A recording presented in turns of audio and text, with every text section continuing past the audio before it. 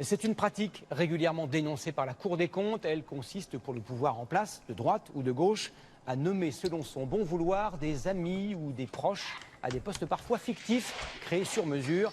Cet été, par exemple, François Hollande a confié la présidence du Haut Comité pour le logement des personnes défavorisées à l'ancienne ministre Marie-Arlette Carlotti.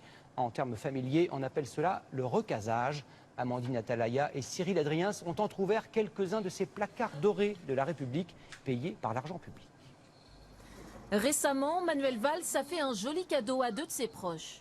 Christian Gravel, ici à gauche, directeur du service d'information du gouvernement, et Sébastien Gros, chef de cabinet du Premier ministre, ont été promus préfets hors cadre.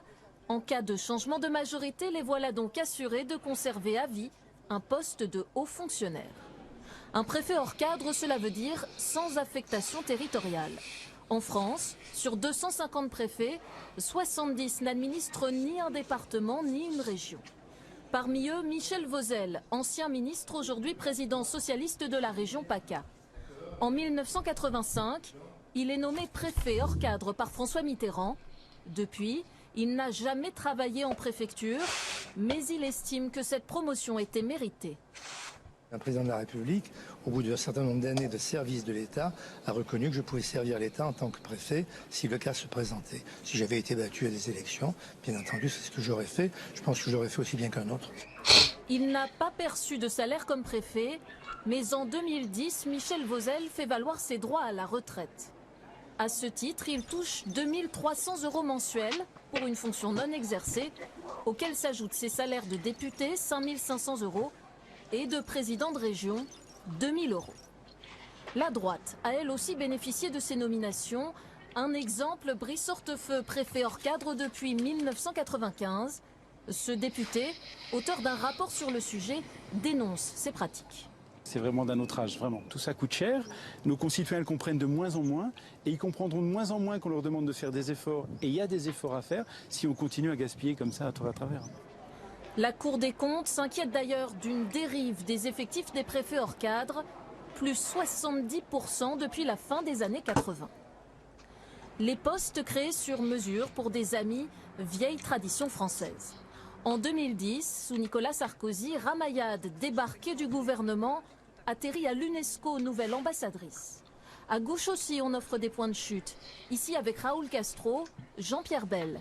Jean-Pierre Bel, qui est l'ancien président du Sénat et qui est l'envoyé spécial, a été nommé cette année envoyé personnel de François Hollande pour l'Amérique latine et les Caraïbes, chargé de renforcer les liens avec cette région.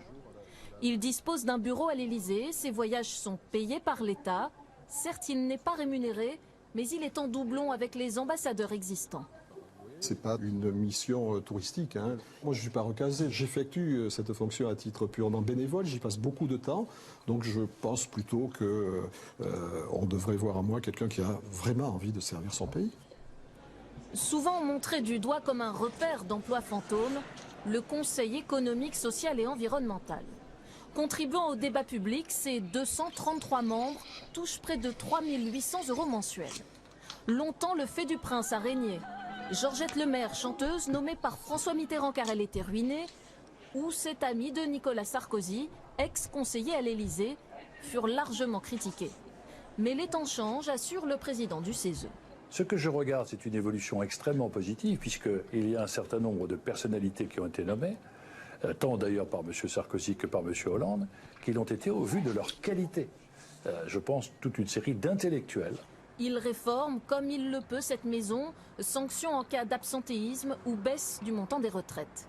Mais pour quelques efforts louables, combien d'abus, la Ve République n'en a pas fini avec ses vieux travers.